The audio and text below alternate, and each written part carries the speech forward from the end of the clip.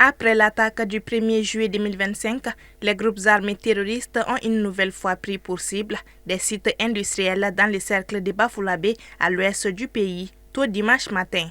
Il s'agit de l'entreprise Diamond Cement Mali, la carrière chaude du Mali à Karaga et l'usine Stone qui ont subi d'importants dégâts matériels. Jumadon safo wagati nunu an kɔni ye kunnafoniyaw sɔrɔ ko jatigɛwale mɔgɔ nunu b'an ka usine dafɛ.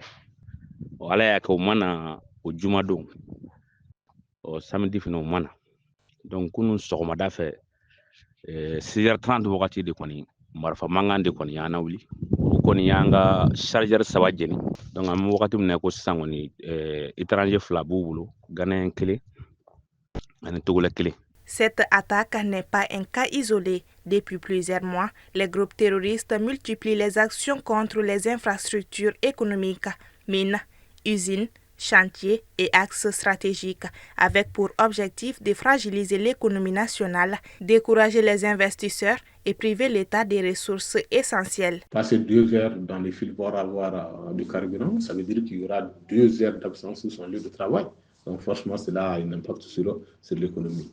Aussi, les unités de production qui ont été malheureusement détruites, ceux qui y travaillent vont forcément perdre leur boulot.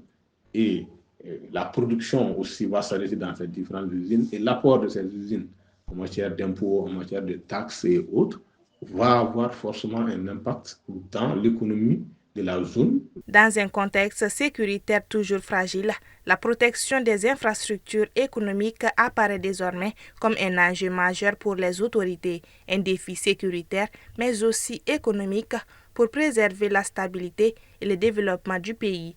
L'État doit rassurer ses investisseurs en protégeant les investissements.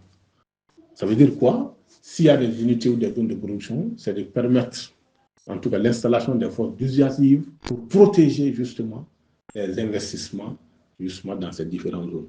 Au-delà des dégâts matériels, ce sont des centaines d'emplois directs et indirects qui sont menacés. Pour les populations locales, la peur s'installe, les activités ralentissent et l'avenir devient incertain.